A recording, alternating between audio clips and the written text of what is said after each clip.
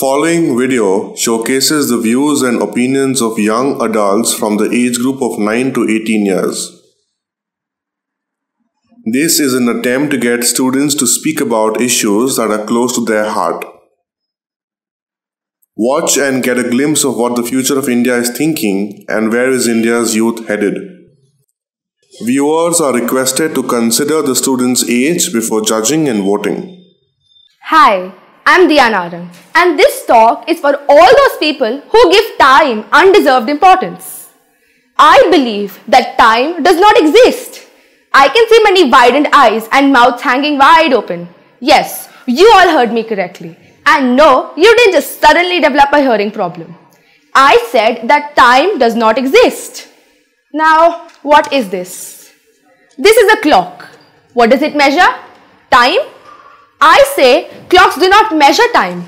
I say clocks measure themselves. The only object referent to a clock is another clock. When we are so-called measuring time, we're actually using the event between two other events and calling it time. Much like fish that can't understand water because they're in it all the time, we have a very poor grasp of our most immersive substance of all, time. Now, I do know that many of you may counterattack my bold statement with a contradictory statement of your own.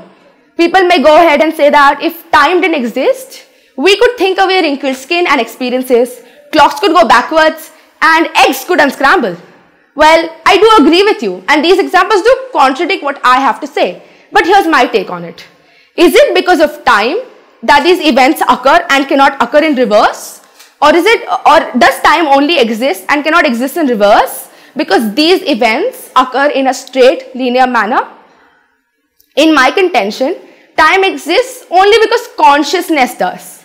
Because we are conscious and because we can observe the so-called passage of time, the idea of time exists in the mind of people. I believe that time is a notion that is created by humans for humans, and there is almost no definitive proof that proves that time thrives outside the confines of the human mind. For me, time is merely the property of the universe that prevents everything from happening at the same time. Now, many of you may still disagree with me. After all, how can it be otherwise? For you all, imagine a forest with only one kind of tree occupying the entire length and breadth.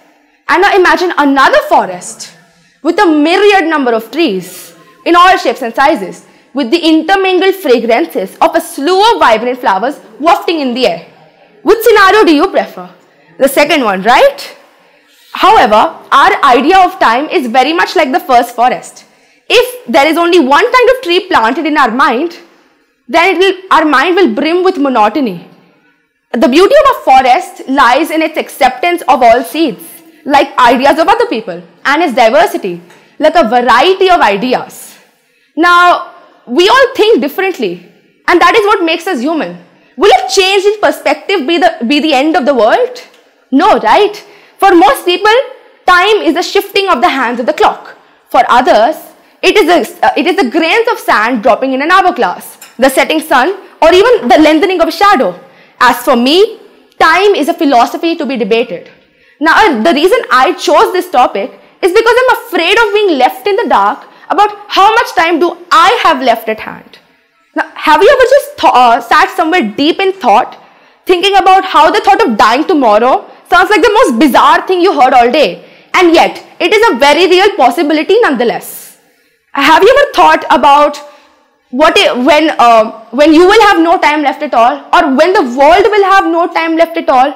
Has it ever bothered you about why some people have longer time to live on earth as compared to others, as to why time just seems to drag by so slowly at some times and seems to just evaporate so quickly at other instances?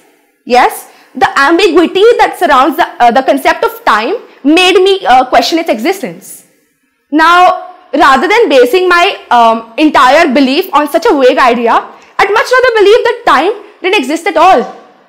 Now, what I believe is that time is nothing but a social construct that allowed the alignment of the clock of nature and the biological clocks of humans, so that everything and everyone moves in tandem.